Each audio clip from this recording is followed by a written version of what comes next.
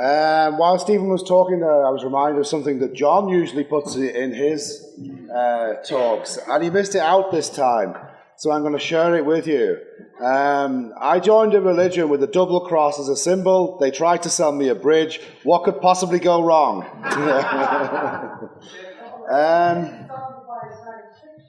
Oh, sorry, yes, of course, yeah. I should let you do it, I told you. Yeah. Our next speaker doesn't really need any introduction whatsoever. I'm sure she'll tell you all about everything. Yeah. Oh, is that? Okay. I'm no superpower being anyway, I make mistakes. I'm sorry. Oh, yeah, exactly. Sam Domingo, people.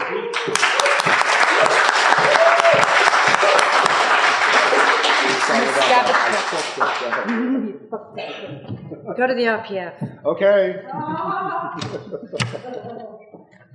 Hi. Hello. Okay, yeah, my name is Sam Domingo, and I am a Scientologist. And I thought I'd get that out of the way, because amongst this group, it's like walking around with a really massive withhold, so I thought I'd just get it off. Okay, good. Yeah, you're welcome. So yeah, I'm going to start in. If I do use any terminology you don't understand, just stick your hand up. I don't want to be declared twice for using MUs. No. Okay. I wasn't going to bring up the point of independent Scientology, but it's going to come up and people are going to ask me about it, so it's inevitable. I will have to talk about it at some point. Yes, I've done Zenu, I've done the OT levels, I'm an OT 5. I'm willing to discuss that with anybody who wants to talk about it afterwards. You know, as regards to what I believe, what I don't believe, it's not fully, those issues aren't fully satisfied for me. Is probably the best answer I can give you. There are, for me personally, there are good things I find in the technology of Scientology. However, what I've experienced in my 20 years in the cult has been very negative. And I would say, you know, at this point, 3% positive from the wins I've had from Scientology, and all the rest negative. Probably one of the biggest mistakes that's made by mistake is deliberate manipulation, is to try and sell it for a lot more, you know, these miraculous powers you're going to have, these miraculous abilities. And if anything, for me, it's been small wins. Good wins, small wins. Whether that's directly attributed to Scientology or just to a better understanding in life in general, picking pieces of information all over is debatable. Another thing I found with Scientology, getting into Scientology, was one of the things that impressed me were the incredibly good people that were attracted to Scientology. And that's probably the thing that struck me right from the beginning. These are really good people. So for me, I think that was the initial attraction. I mean, these really were incredible people. And you know, there's some very incredible people in this room, but for Scientology, we never would have met. Pete, John, my old buddy from the Sea Org days, Tori, so many other people I've met on this journey. Marty Rathburn, Paul Salerno will hate that one. Just for your information, I have seen Marty deliver free services for those in need. His policy is whatever you can afford, whatever you think it's worth, and according to your ability to pay. And I have seen him help people who needed it without charging. But you and I will always go back and forth on this.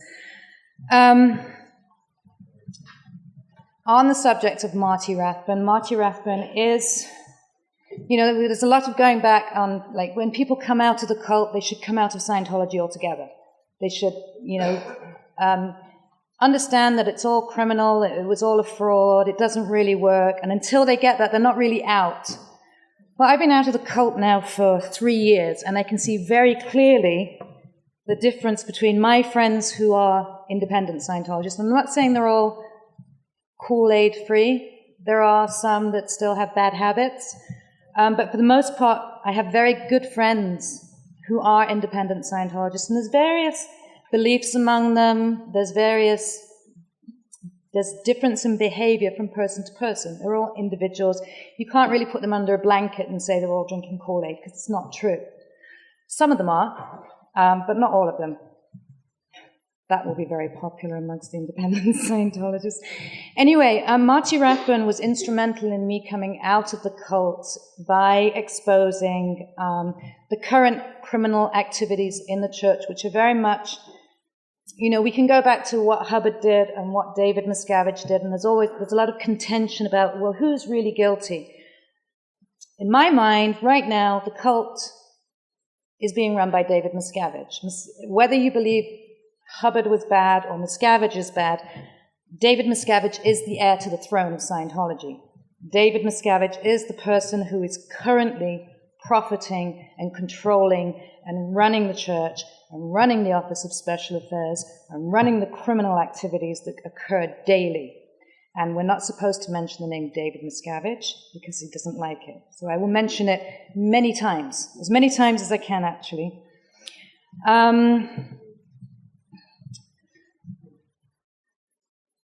A little earlier, you probably read in the news recently that Tom Cruise and Katie Holmes are filing for divorce, are getting a divorce. And as we all know, it's directly, or we can all assume that's directly connected to their involvement in the cult, and I will call it a cult, because it is a cult. And David Lowe, I get you two confused all the time. David Lowe from the Sun newspaper approached me earlier and asked me what's going on with Tom and Katie, what's your perspective, what's going on right now. And I'll give you a little, the best way I can explain what is probably occurring with them right now is by explaining what occurred with me. I was married to a celebrity. I was on the church president lines for many years. And about 4 years ago, I started to get into marital difficulties. And at the same time, I started to get into Scientology difficulties. I started to question what was going on in the cult. My husband at the time did not question it. What will occur absolutely 100% with Tom and Katie is the person who is the biggest threat to the church will become fair game. Have we got the reference on fair game?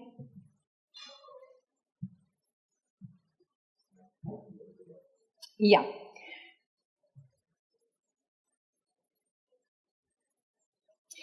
I'm sure most of you know about the Office of Special Affairs. I don't have a speech written down here, so this is all thoughts coming back and forth. I hope it's making sense. Is it up there? Okay, I'm going to quote another high crime, another thing I can be declared for, but what the fuck, I've already been declared. Oh, probably not supposed to swear too. Fair game, the policy on fair game that's used by the Office of Special Affairs is that somebody who is a suppressive person, somebody who's been excommunicated, now becomes fair game. They may be lied to, tricked, or deceived, correct? Is it up there? Something like that. You can have a look for yourself up there. So my husband and I divorced. Fast forward, January 2009, I had the audacity to make a public statement on Marty Rathbun's blog, saying that I was no longer in agreement with the cult activities. I was no longer in agreement with the illegal use of disconnection, the use of fair gaming, and I told my story very briefly. What occurred at that point, and again, I'm telling you this to illustrate what will happen, or is probably happening with Tom and Katie, because it's the usual standard operating basis. As a result of me coming out on Marty's blog, my ex-husband was ambushed by OSA agents. His girlfriend, who was a staff member, his new girlfriend, who was a staff member in the church, was hauled up before OSA and told, you basically have to deal with this problem. If you don't deal, me being the problem, if you don't deal with this problem, your girlfriend, my ex-husband was told, your girlfriend will lose her job. She will no longer be allowed to work in the church. You two will have, your relationship will end. And my ex-husband was told, you'll be declared. You'll be excommunicated. You need to handle your wife. Ex-wife. What proceeded then for the next 1.5 years was fair gaming by OSA, was attempting to gain full control of my ex-husband. OSA suggested my ex-husband get an attorney because he would have to disconnect from me completely, and he would only be allowed to talk to his children through an attorney. He would not be allowed to communicate directly with me if he wished to remain in good standing with the church. He was told that he was, anybody heard, you've all heard of A to E steps? Okay, A to E steps, when you are declared suppressive, you then have steps A to E, and you must do these steps in order to come back in order to get back in good standing with the church. So he was told part of your A to E steps, even though he hadn't been declared at this point, but he'd kind of been declared, but he wasn't declared. Apparently A to E steps come before the declare these days. So he was told, as part of your A to E steps, you must go to England and you must report back on all of your ex-wife's activities to OSA. Which his reaction to that was to come to England and tell me what OSA was ordering him to do. As usual, that was a complete OSA fail. And then just your standard fair game activities in terms of trying to convince my ex-husband that I was really, really a very bad suppressive person, creating more conflict between us. I mean, the bottom line is my ex-husband and I would have divorced, and we would have remained friends, and we would have remained parents. We have three beautiful children together. As a result of OSA's fair game activities, we ended up bitter enemies for 2 years, fighting, hating each other. My final solution was to create, OSA was telling me, everything will be fine if you shut up, if you stay quiet, if you don't speak out. Go away, disappear. So I did the opposite. And as a result of getting louder and louder, I finally got my ex-husband verbally declared, and that was the end of the fair gaming. So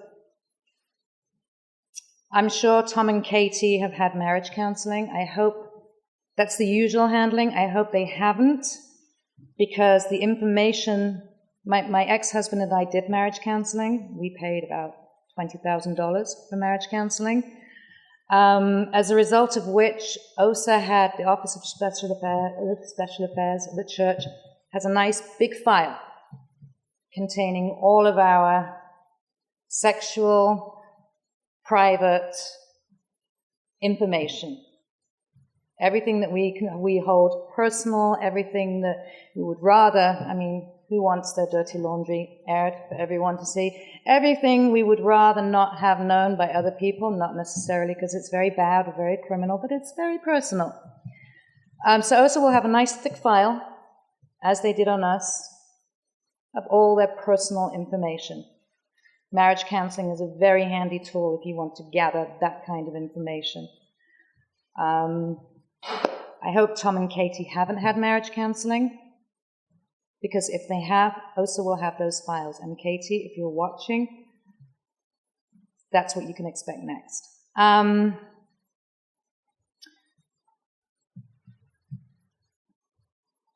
Just going through my notes, there's 20 years involved in Scientology, 6 years in the Sea Org, about a year on the RPF, and the RPF's RPF. There's a lot of information I could cover, and really it's like, what's the priority here and what I want to actually talk about. There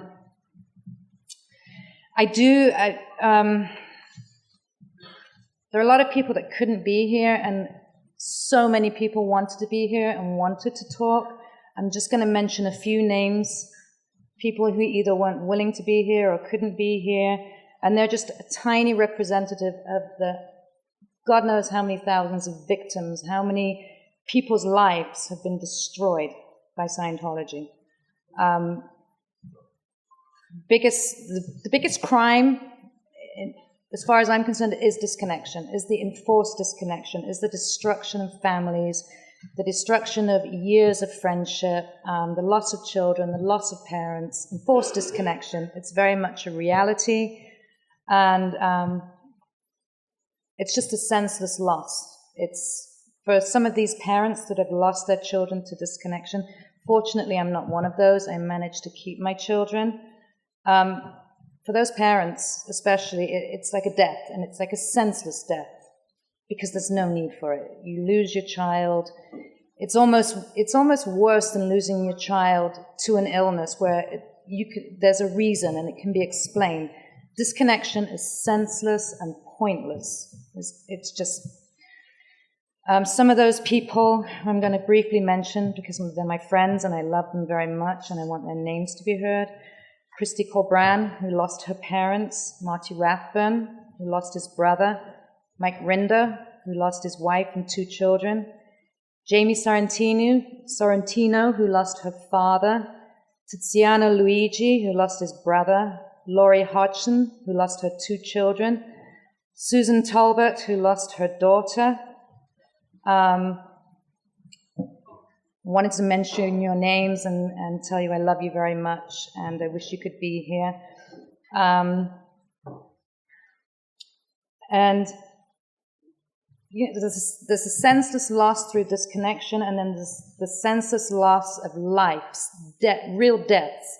There are real deaths that occur through suicide, through lack of medical attention. Lisa McPherson is a classic example, and there are many, many others. I'm not a public speaker. I don't like speaking in public. It's one of the things that I never handled in Scientology, but it appears OSA has now handled that for me because I am here, because the abuses need to stop. And I will do whatever it takes and whatever I need to do to stop those abuses.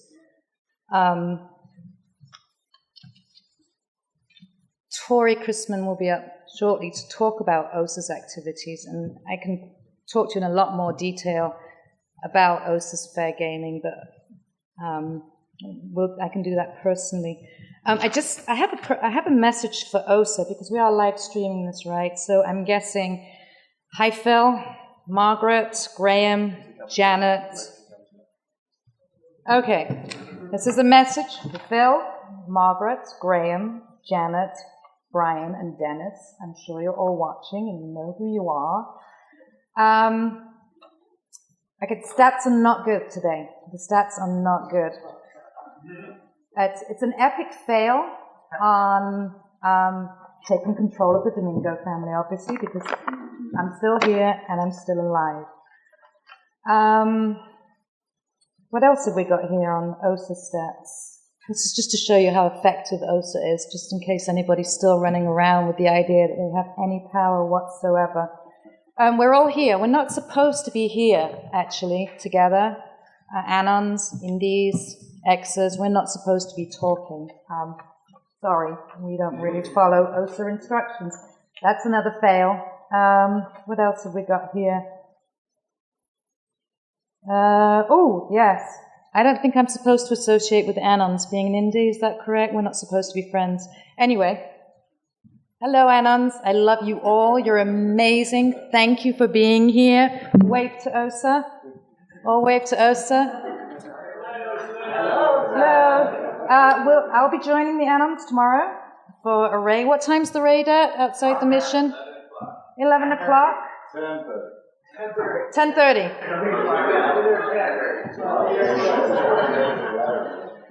Phil, Margaret, Graham, Janet, Brian, Dennis, we'll see you at the mission tomorrow.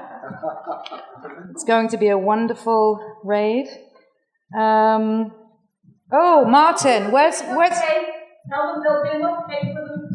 come out and have some cake. We're very much looking forward to seeing you. Open the blinds, let the sunshine in. Martin, our security guard, I want to say a big thank you to Martin. Could I just let Martin go because the OSA threat was so minimal? Okay. We didn't need it. Okay, well, the OSA, the two PIs you sent this morning, Martin busted them. They drove off. Sorry, that's another fail. Martin's gone? He's gone now, yeah, we let him go. Oh, okay. And, Miscavige's name, I'm not supposed to mention Miscavige's name. You'll say David Miscavige? David Miscavige.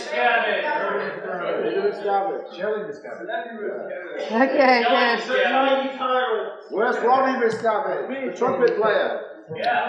And finally, if you go to the Dublin Offlines conference page, yes. Well, if you go to the Dublin conference site, which OSA has been attempting to infiltrate for many weeks now, you will see an announcement from OSA, or an OSA agent posted this morning, commiserating over the current fair game and destruction of my relationship with John. What can I say? It might seem a bit confusing if you go on there and you see. I hope they leave it up there. Please leave it up there because it's evidence. I'm sure we've got green screenshots. Okay. You might be a little confused as to why OSA has posted a notice commiserating on the destruction of my relationship with John. OSA, I know you think you destroyed my relationship with John, and I'd just like to tell you, you've been fair game. Thank you.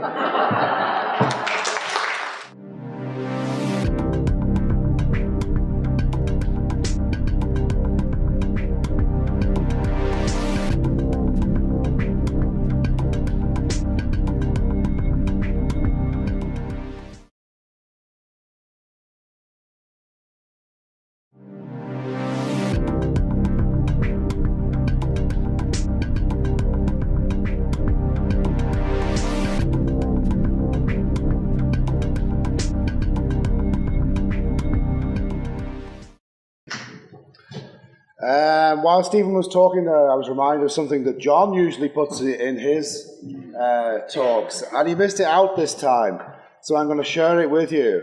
I joined a religion with a double cross as a symbol. They tried to sell me a bridge. What could possibly go wrong?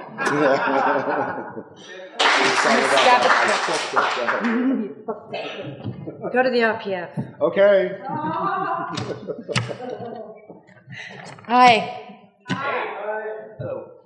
Okay, yeah, my name is Sam Domingo, and I am a Scientologist, and I thought I'd get that out of the way, because amongst this group, it's like walking around with a really massive withhold, so I thought I'd just get it off. Okay, good.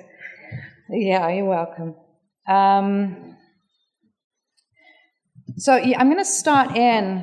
If I do use any terminology you don't understand, just stick your hand up. I don't want to be declared twice for using MUs. No. Okay. I wasn't going to bring up the point of independent Scientology, but it's going to come up and people are going to ask me about it, so it's inevitable I will have to talk about it at some point. Yes, I've done Zenu, I've done the OT levels, I'm an OT5, I'm willing to discuss that with anybody who wants to talk about it afterwards. You know, as regards to what I believe, what I don't believe, it's not fully, those issues aren't fully satisfied for me. Is probably the best answer I can give you. There are, for me personally, there are good things I find in the technology of Scientology. However, what I've experienced in my 20 years in the cult has been very negative. And I would say... Oh, sorry, yes, of course, yeah. I should let you do it, I told you. Yeah. Our next speaker doesn't really need any introduction whatsoever. I'm sure she'll tell you all about everything. Yeah. Oh, is that? Okay. I'm no superpower being anyway. I make mistakes. I'm sorry. Oh, yeah, exactly. Sam Domingo, people.